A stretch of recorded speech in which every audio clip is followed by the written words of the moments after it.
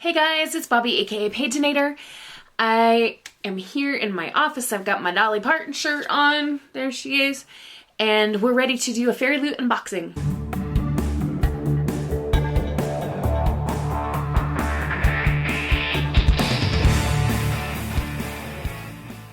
Jolene, Jolene, Jolene, Jolene, I'm begging of you, please don't take my man.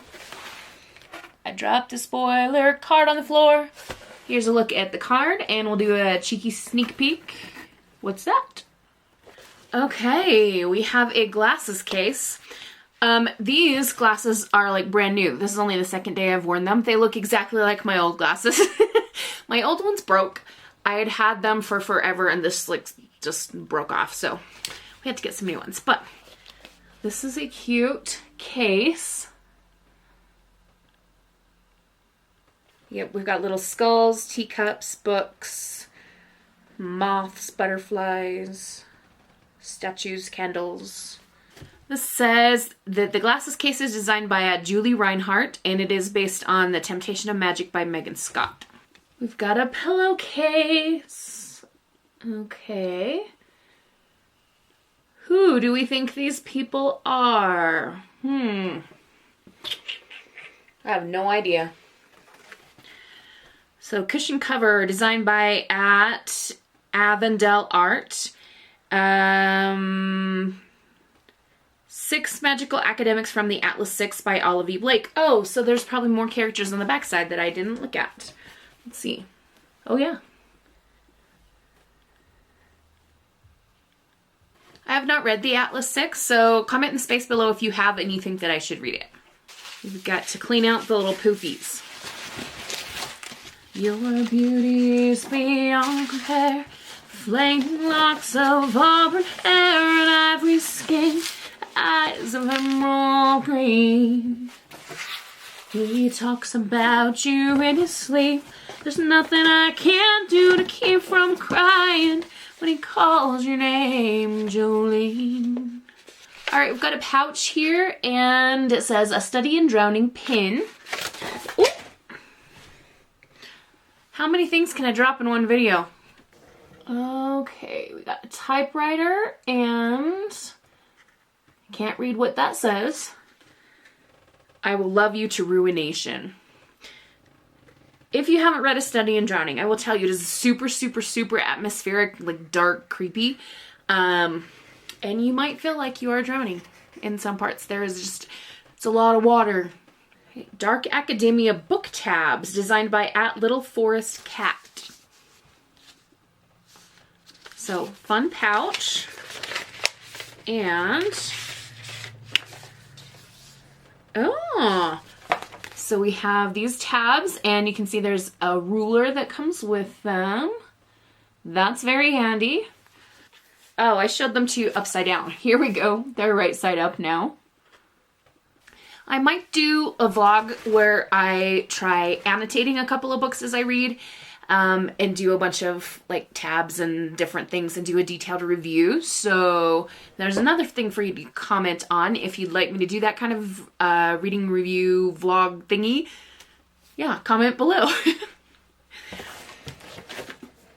Collection of Magical Tomes Volume 4 designed by Chatty Norris. So this is going to be another faux book. And the other ones that I have from their collection are lovely. They're on my shelf over there, which you cannot see because it's over there.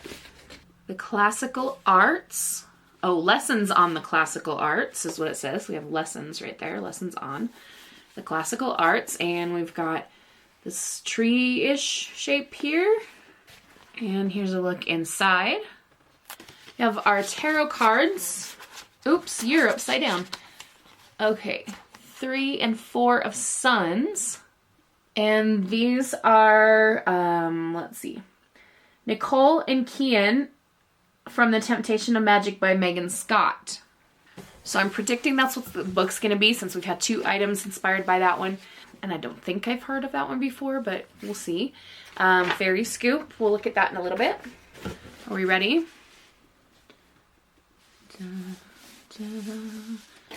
There's the back of the book. Oh, yes, there it is. The Temptation of Magic, Megan Scott. And we have gorgeous sprayed edges here. That's really lovely.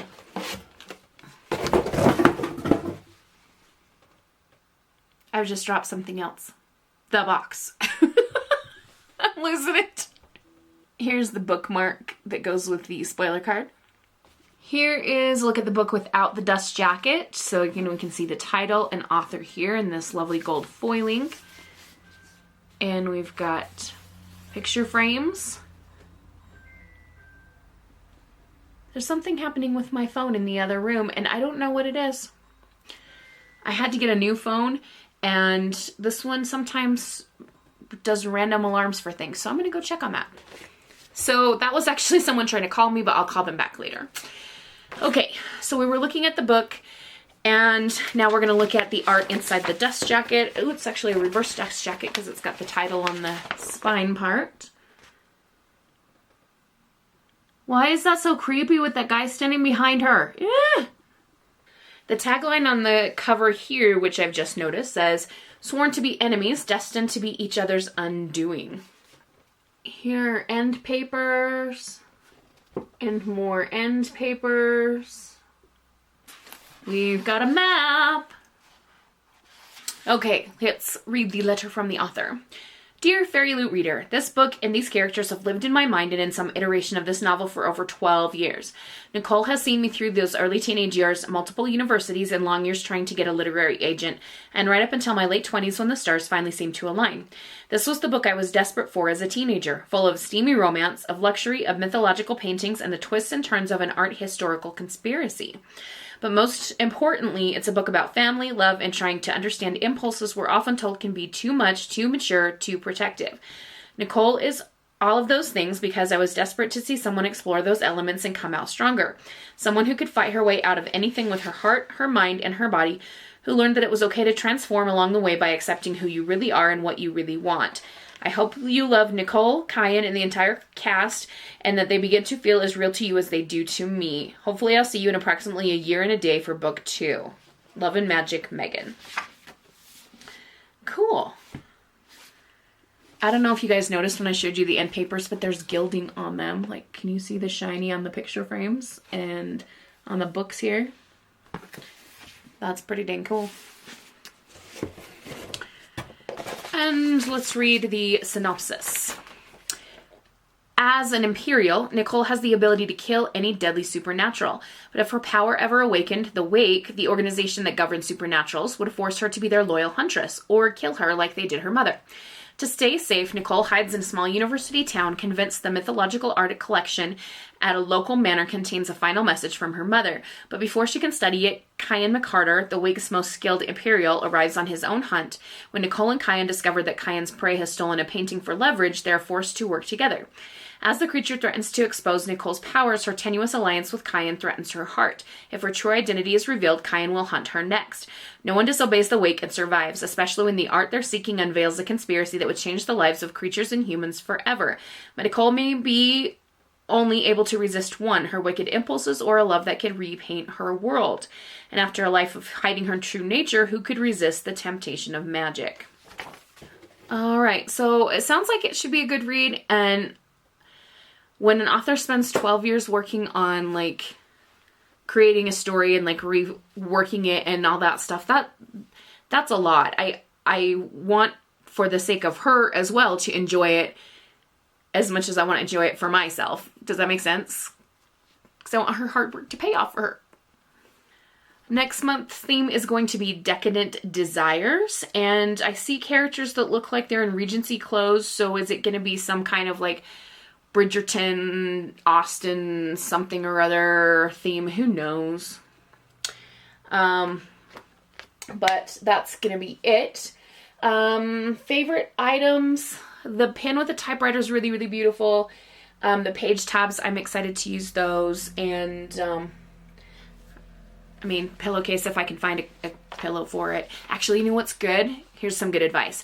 If you also get book subscription boxes, or you just have a lot of, like, pillowcases for whatever reason, go to thrift stores, because you can get the square pillows for just a couple of bucks, or places like TJ Maxx. They're a little bit more than a thrift store, but they're not nearly as expensive as you would get them at a regular retail store. So there you go. Okay, we're gonna do one other thing before we wrap up the video. At the end of my June TBR video, I asked if you guys would be interested in the summer reading challenge that I made for my students. This doesn't come with any prizes, or, you know, I'm not going to make a tracker or anything. This is just for you to use on your own. Some of you said no thank you, but then some of you said yes, you'd like to participate. So here's what I'm going to do. I'm going to put the forms, which are these 2 pages here. This is the map with all the symbols and like the choose your own adventure kind of pathway. And this is the prompt for each symbol. I'm going to put these in my Ko-Fi store. You don't have to pay me anything for them. Although if you want to like leave a little tip, I wouldn't say no. But you can just put $0 in the amount that you want to pay and get the document downloaded and use it if you're a bullet journaler. These kind of things are really fun to track in a bullet journal, or, you know, just for some summer reading fun time. No pressure. Okay, when I do Sharkathon in July, then we will do a tracker and all that stuff that goes with that, because that's an official readathon. This is just more of a casual for fun thing. Okay, so I'll link to that in the space below, and I want to wish you all a wonderful, magical, and bookish day. Happy reading. Adios.